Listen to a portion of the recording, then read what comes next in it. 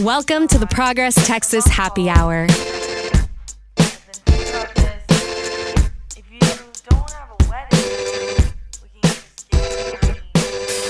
Welcome back to the Progress Texas Happy Hour. I'm Digital Associate Haley Smith, and today I'm honored to speak with Michael Wilmore Crumrin, the current president of the Lesbian and Gay Peace Officers Association, Austin. LGPOA Austin made history as the first LGBTQ plus police association in Texas. Their work is about more than representation. It's about reform from the inside out, building trust, educating departments, protecting communities, and holding space for LGBTQ plus identities in a system that hasn't always welcomed them. It's a space for LGBTQ plus officers, civilian employees, retirees, and allies, all working to build safer, more inclusive connections between law enforcement and the communities they serve. And under Michael's leadership, LGPOA isn't just doing local work, it's stepping onto the global stage. This summer, LGPOA will host the 2025 World LGBTQI+ Conference for Criminal Justice Professionals right here in Austin, where officers, activists, and public safety professionals from across the globe will gather here to talk about what inclusive, equitable justice really looks like.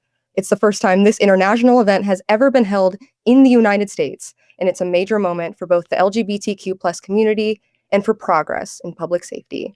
Michael, welcome to the show. I'm so glad you're here. Haley, thank you very much. That was an incredibly kind introduction. So I'm incredibly honored to spend a little bit of time with you and chat. So thank you.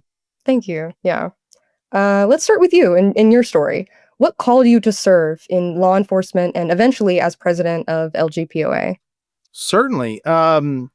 So I started my law enforcement career many years ago. I started my law enforcement career back in 1987, maybe a time before some of your audience may have actually been born. It was a different time back then. I got into public service because my parents had always raised us with the idea that that if you're somebody that can do more, you're obligated to do so. If you have more and you've been blessed in various different areas, that it's incumbent upon you to give back. And so I grew up in a family that was big into service back to their local communities through church service and things like that, as well as through serving the country and serving in a position of public service. So that was just kind of transcended to me.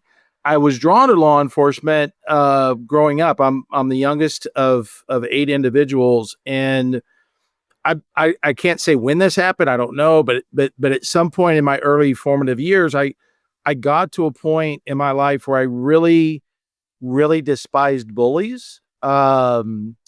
It's just something that really, really sticks with me, and so that was kind of why I was drawn into law enforcement. I had started off as a volunteer fireman and had worked in that arena for a while, and then an opportunity came for me to switch to law enforcement, and I did, and that's why I went in that area. I had considered a career in the military, and that option was not available to me anymore, but law enforcement was, and so that's where I ended up here, almost 40 years ago now.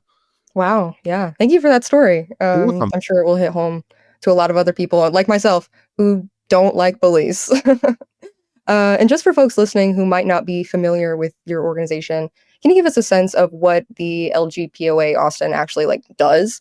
What does support look like for members? Great question. Thank you. So the LGPOA, which stands for the Lesbian and Gay Peace Officers Association, we were formed in 2009, and we were formed on 3 basic tenets. So a lot of us who would come to Austin had come because Austin had always had an inviting sense about itself, especially for queer identified people, but not just queer identified people, pretty much a lot of other marginalized folks. And I think a lot of that stemmed from obviously the University of Texas that is in Austin and has a very, very vibrant, very strong liberal arts program and has always been a part in the forefront in many areas with human rights and human dignity in the state of Texas. And so I'd come here drawn to that, where I felt I could be myself. I had started my career in working in small towns in San Antonio, where I wasn't able to be myself, and it was a different time, and I can expand upon that a little bit further about my personal story. But I came to Austin, and the LGPOA hadn't been formed yet, because I came in Austin in '01 and we formed in '09. But what was kind of the impetus for this was there was a commander, for folks that don't know, that's a high ranking member of the police department. There usually are people over certain divisions or certain sectors of the city.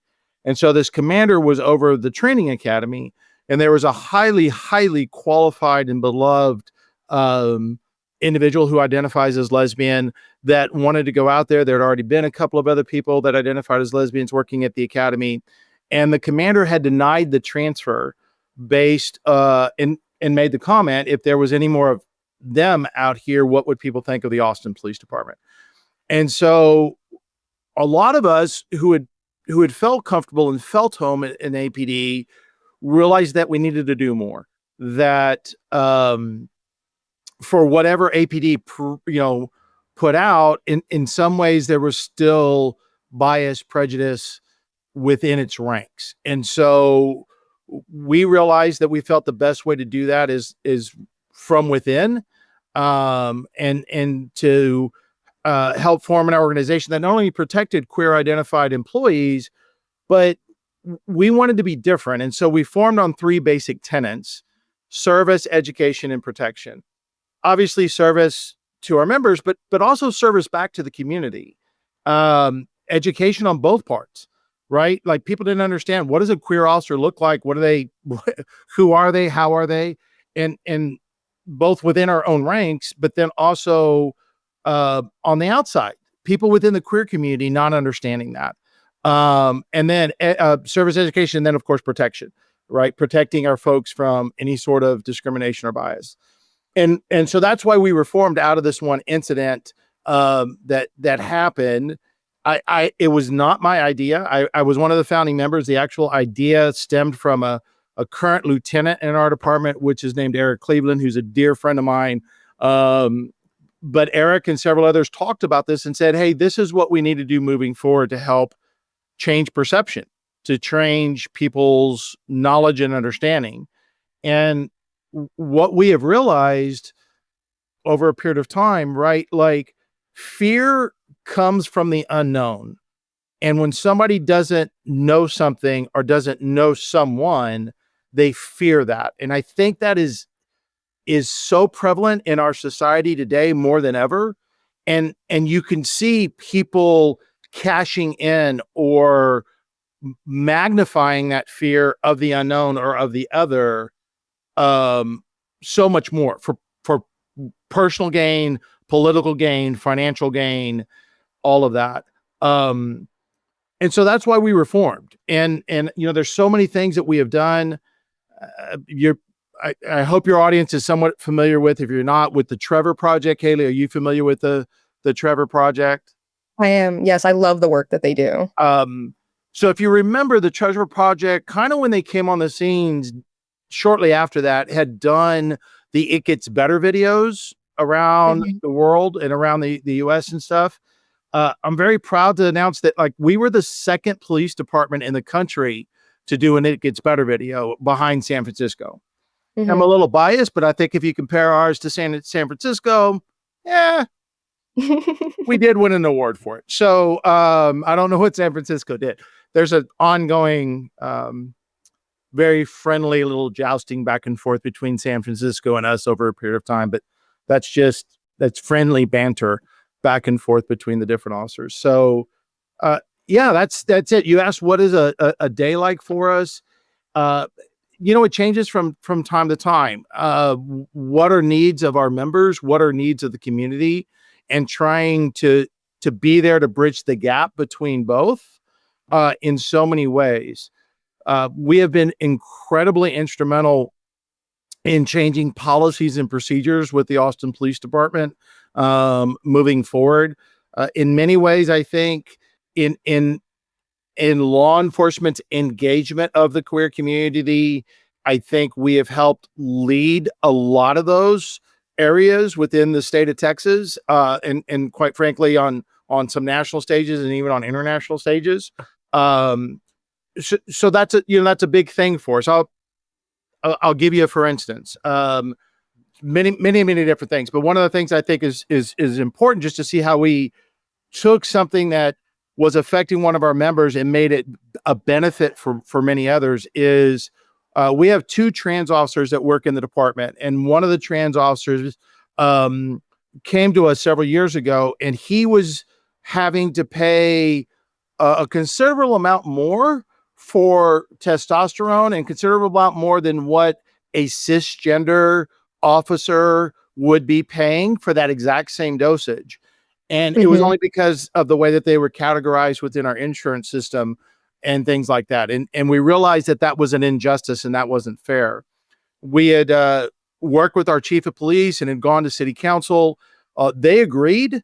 And because of that action, the city council now has a mandate. Every time the city of Austin puts out bids for insurance to cover its employees, it has to include full transitional healthcare benefits for all of its employees with the city. Wow. So not just police, but everybody from our public works department to our building services to our parks department, everybody has to be covered. So just one of the other little things that we've kind of stepped out and done some stuff behind the scenes that have been very beneficial to others. Yeah, that's awesome. I mean, I feel like that kind of behind the scenes work doesn't always get the spotlight it deserves, but it clearly makes a huge impact. Like you said, it's not just for police officers, it's for everybody now. And Correct. I feel like especially in a state like Texas, where LGBTQ plus visibility and safety isn't always guaranteed, that's such crucial work. So thank you. My next question, and I'm glad you mentioned the mission statement, actually. The mission of LGPOA is service, education, and protection. Can you give us a real world example of how that mission comes to life in your work? Yeah, you had said, in regards to protection, certainly. We have had individuals that have been in the past. It hasn't happened in many years, but have gone ahead and were targeted because they were queer identifying, and were either denied promotions or denied transfers because of that underlying bias. So that's one of the ways that we've jumped in immediately and have addressed. And that hasn't occurred in decades. We are very, very accepting. There's queer identified people at virtually every rank within the department and throughout the entire department. The past several chiefs of police have been insanely supportive of us, as my current chief is, Chief Lisa Davis. She is amazing, but even the people underneath her on the executive team have been incredibly engaging and supportive of our community moving forward and protective of them. So that's just one small example. There's been another issue that ended up happening is several years ago we had a trans sex worker. So just outside the department, something that we've done for protection reasons. That was murdered. She was murdered, and our department had misgendered her publicly when we spoke.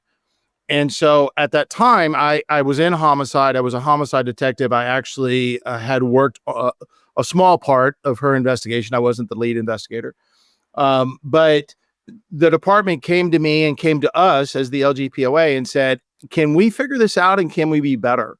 And we had brought stakeholders together. We had worked with various different members of the judiciary, of the prosecutor's office, but then many advocates within the city as well. And so what we ended up doing is we changed all of our policies and procedures. We adopted what we call a victim neutral affidavit, which allows us to meet the legal requirements we need to in identifying folks, but also providing people with anonymity.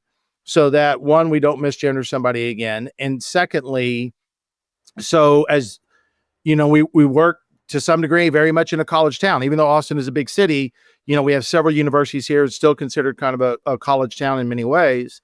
There are individuals that are queer identified that aren't at a point or a comfort level with, where they're at in their own life to publicly end up announcing that they're part of the queer community or representing, with that. So the victim neutral affidavit is a way that they can report, get services, get help, but then also have anonymity in public documents.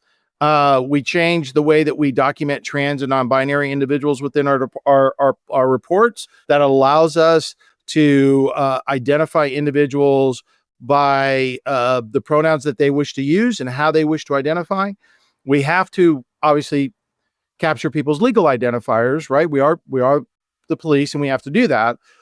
But we have options for us to be able to go ahead and refer to them in our documents with the same names and pronouns that they wish to be referred to as and identified as. So that's another way of protection that we're able to build into some of the systems we've put in place with LGPOA. Exactly. And it's that kind of advocacy that really makes a difference, that I feel like people who are cis and straight, even like well-meaning, just wouldn't think of to do. And that's why it's so important that queer folks are in there and advocating for, ourselves and our own community. Progress Texas podcasting director Chris Mosier here. Independent, public, fact-based media is under direct attack by the Trump administration and congressional Republicans. Why? Because we dare to speak truth to power. We don't fire our staff members for expressing their own views. We don't shy away from what's really happening out of fear. As we all know, information is power, and once the truth is silenced, we're all powerless. Progress Texas relies on funding from our listeners and viewers to keep shining a light on the truth in Texas. If you've come to rely on Progress Texas, please support us. We don't do subscriptions or paywalls because the media we produce is important for everyone to be able to see and hear, but it can't continue without you. Please become a regular, sustaining monthly supporter of Progress Texas right now at progresstexas.org/donate. Let's shift a little bit and talk about the big event this summer. What can you tell us about this upcoming conference? So, hang on, this is epic, and I don't use that term lightly. So, there is a one of a kind conference that occurs every 3 to 4 years around the world. And it is the International Conference for LGBTQ Criminal Justice Professionals. And the conference, like I said, it doesn't occur anywhere. It only happens about every 3 to 4 years in different countries around the world. It has never come to the U.S. before, ever. And for the very first time, we have the opportunity to host it. And there's an interesting story behind that and how it ended up coming to Austin, Texas, about everywhere else, or despite anywhere else. And so what this conference is designed to do, it's a professional development conference, much like you would have, doctors and attorneys and, people in construction, advocates, whichever, right? We all have professional development conferences that we go to where we can learn to be better at doing our jobs. There's not one for queer identified individuals, especially in the criminal justice or specifically to criminal justice, except this one. And definitely not one on an international basis, except this one.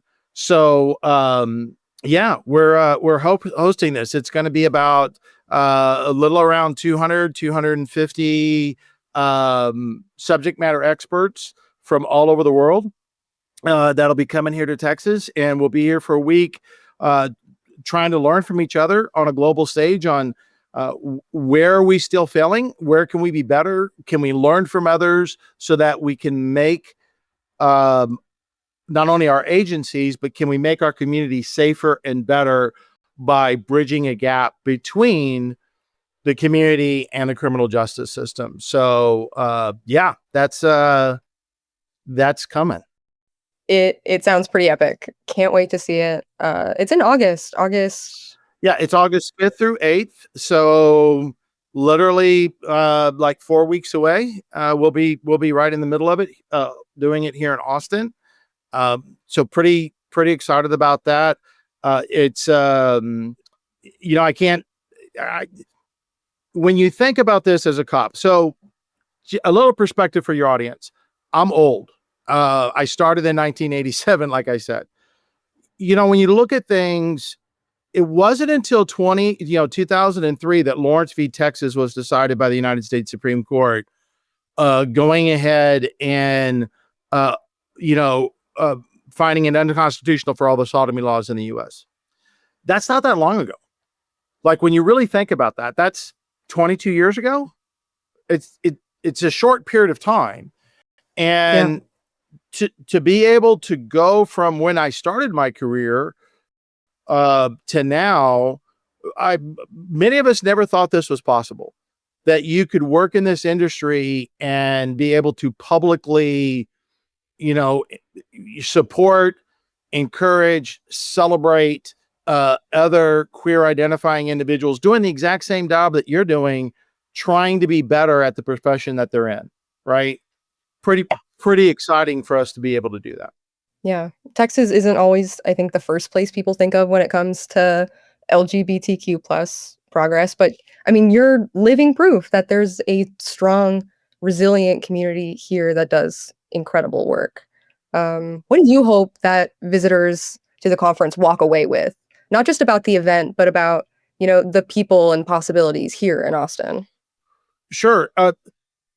Before I answer that, Haley, I want to kind of just say how this conference got here and why it got here. So yes, please do. In 2019, I had attended the conference in Toronto and had the opportunity to talk about some of the stuff we've done in Austin and get to know some of the conference folks and ask them why this has never come to the US. And they were very direct. And they said, with some colorful language, but what they ended up saying was, in all honesty, is that the United States isn't in the same space as other countries in regards to their human rights towards LGBTQ people, LGBTQI people, right? And so they said, look, when we have these conferences, we want to go to the places we're celebrated and we're happy and, and people enjoy and love us and all that kind of stuff. And I'm like, man, I get that. I do. But everybody who comes to this conference says you're a leader and says you're trying to make a difference. And if you're truly that, and we're true public servants like we say we are, you've got to go to the places that are difficult and you have to have challenging conversations, because that's the only way the needle gets moved at all.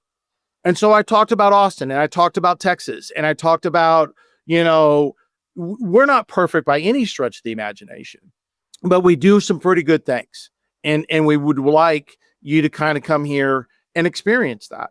And they obviously thought that was a good idea and asked us to put in a proposal, and we won. And so we're able to have it here. And that's the promise that this conference is going to keep. If you go online and look at our agenda, it's not a pat us on the back. We're going to have challenging conversations. We're going to have conversations about the intersectionality between race and ethnicity and orientation and identity and policing. Like, how do you not have that in today's world? That's an important part that we need to talk about. We're going to talk about the trans experience. The trans experience as you're in law enforcement or in criminal justice, right? Like, what is that? And what is that moving forward? Because that's huge. We got to talk about that. Sure, we're going to talk about issues like pride and cops and pride, cops not in pride, why yes, why no, all of those things, because those are things that matter moving forward. So you asked me what I hope people get from coming to this conference. What I hope people walk away from, and I've said this, I said, when somebody's sitting on their plane ride back to Australia or Italy or, Great Britain or, Canada, Mexico, whichever, or whether or not they're on their way from Austin back to Dallas, for, whatever the case may be, I want them to sit back and go, wow, that was impactful. That meant something, that they feel like they themselves are walking away with a little piece of history. I got to tell you, man, it's not easy being queer identified in the US right now. It's not. And look at me. Everybody can see me. I'm a old, white, bald, gay dude. I have tons of access, tons of privilege. I recognize that. I could pass every day and nobody would know that I'm queer identifying if nobody would suspect that. that all being the case, it's still a challenge. And you take that and then put somebody in a uniform, or somebody in the criminal justice system, or somebody in a courtroom, or somebody as an advocate, right, who is working in this profession with survivors. That takes a lot of courage. It does. And it should not be lost that there are people in this realm that still care, that their belief of public service is not just a title. It's an action where you try to every day improve something more and more. So that's what I want people to walk away. Sure, I want them to walk away and say, you know what? Texas isn't what I thought it was. Because trust me, doing this international conference, Haley, you have no idea how many phone calls I've had from around the world where people are like, I ain't coming to Texas. No, ain't coming. They're right? missing out. And they're scared. And I get that, right? Like there's an image that's out there that's not the most welcoming of people like me. And it's not entirely false either. No, it's not. But what makes a difference is I refuse to give up that ground. I refuse to walk away from the playing field and let somebody win by default. That's not what we're about. That's not what being queer identified is about. That's not the people that came before you and came before me and fought for rights. None of that is that way. Mm-hmm. You stay engaged and you ask people to come join. You ask people meet. Let's talk, right? Let's figure each other out and try to figure a pathway forward. Not talking, that doesn't get us anywhere. Mm-hmm. Not engaging, not helpful, right? Yeah. So that's why I know I kind of went off on a little tangent on a few things, but you could tell I get very passionate about the work and doing the job because it's what I think is required of all of us right now. Mm-hmm. We have to dig in harder and do the right things for the right reasons. So that's what I hope. I hope when people walk away, they go, dang, not only was there really great barbecue and some amazing Tex-Mex, but I learned something. It changed my perception, and I feel invigorated to go back and try to do what I can to make a difference. Wow. Thank you. Thank you. You're welcome. Lastly, as you mentioned, the conference theme is bridging the gap. So what does that mean to you? Bridging the gap is what can I do every day to try to make a difference? What can I do every day to change perceptions? Perceptions of what somebody who is queer identified is, and perceptions of what a cop is, and perceptions of what a public servant is. How do I bridge that gap? Many of us have dedicated our careers. I spent the better part of 2 decades working in crimes against persons. That's my passion. I've worked in sex crimes, homicide, in regard with sex offenders, and now I'm the senior sergeant in the child abuse unit. I'm passionate about that work because when it's done right, I see where it works. When it's done right, I see where it is life changing for people the way it should be. So bridging the gap is can I do something each and every day to help bridge the divide that's between certain communities, certain individuals in our profession on both sides, right? There's a misperception some people have of who a cop is and what does it mean to be a police officer. And I want to help try to change that. There's a story I say, I'm trying to find, hang on. Where did I put it? There we go. So sorry. You're like, what is he doing? I don't know if you can see this. Can you see that? So we're the first department in the state of Texas to do a pride patch.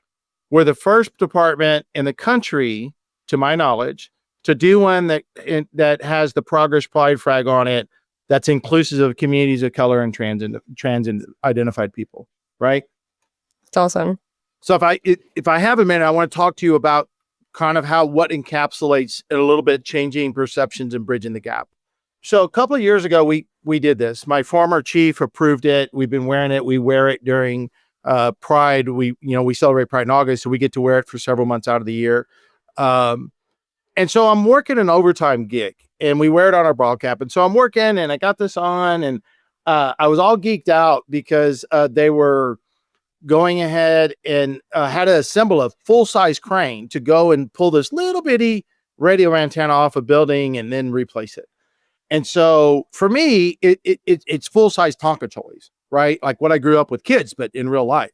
So I know it may be cheesy, but for me, I was geeked out for it because I thought it was really, really cool. And so I'm working with this construction crew all day, literally all day. It was like an 8-10 hour deal. And at the end of the day, they're breaking everything down. And this construction guy comes up, worker, and he gives me a fist bump and does the, hey, I know it's hard being a cop. Really appreciate you doing what you do and being out here and helping and keep us safe all day. And I'm like, yeah, absolutely. So we brief couple of minutes, really sweet conversation. And he turns, he takes about one step away and he stops on a dime and he pivots back and he goes, man, I just got one question for you. And I'm like, yeah, sure. Shoot. What's up? And he goes, why do you have that gay shit on your hat? His exact quote. Why do you have that gay shit on your hat? Now, for me, as you could tell, there's not many times that I'm a loss for words, but it stunned me for a minute because I'm trying to figure out because what I initially wanted to say, I knew I couldn't say. And as we talked, I said, because I'm a gay man, and all of a sudden he starts crawdadding and backpedaling, and I'm sorry, I didn't mean to offend, and blah blah blah. And, he turns to his partner, he says, you know what I mean? You know what I mean? Like, I've never seen a gay cop before, and I'm like, yeah, you have. And he's turning to his partner, and he's like, you know what I mean? You know what I mean? The guy's like, dude, you're on your own. My daughter's a lesbian. Peace out. And so this guy's like doing these backflips, and after a while, I stopped him and I said, because he said he didn't want to offend. And I go, well, it's a little late for that. But here's what I want you to take away from this. You could never tell one of us just by looking at us, and we're in every single profession. So that's a way of bridging the gap. He looked at this, which I said earlier, all this privilege, this size, this, all of this, and did not see a gay man. He had a narrow view of what that is. And it was an opportunity for me to change his paradigm a little bit, change his perception, to realize that we exist and we exist in everything, right? So that was one way of bridging that gap, because now he understands that we're everywhere and we're going to be part of everything, and you can't deny us, and you can't turn a door, close a door and think we don't exist and put your head in the sand. That's not it. I can't tell you how many folks on another thing that have come up to me because I've worn this patch, or as you see, I wear a pin on my collar every day at work, and tell me, man, thank you. I never thought a cop would do that. I never thought, that y'all existed, or that y'all could be open or whatever. It matters. And I know the person's talking to me as a person of the queer community, right? And so it's an opportunity, again, to bridge a gap and change a perception. Now, this conference isn't about patches and pins. It's actually a lot more involved and deep and meaningful in the conversations we're going to have, but it's along the same lines. We all have perceptions, and we other people quite a bit in this world. And if we can find a way to stop doing that and just look at people as humans, man, how much better would we be? I think we'd be a whole lot better. Thank you for that.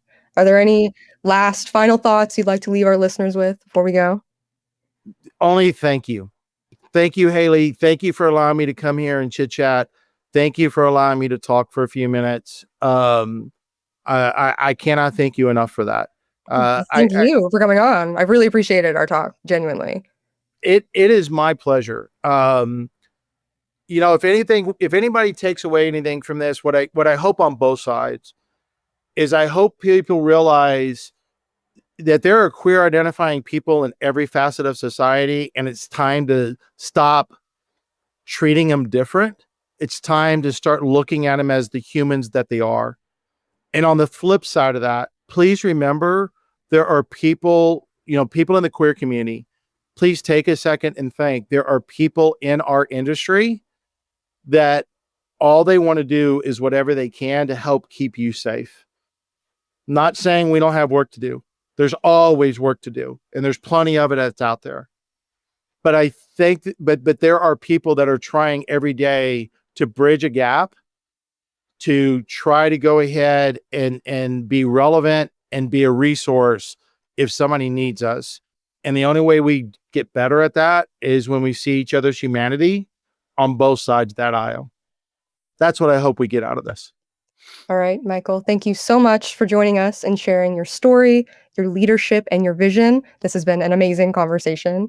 As we look ahead to the World LGBTQI+ Conference for Criminal Justice Professionals right here in Austin, it's clear that this moment isn't just about visibility, it's about transformation. It's about building bridges where there have been barriers and showing the world what inclusive public safety can look like when everyone has a seat at the table.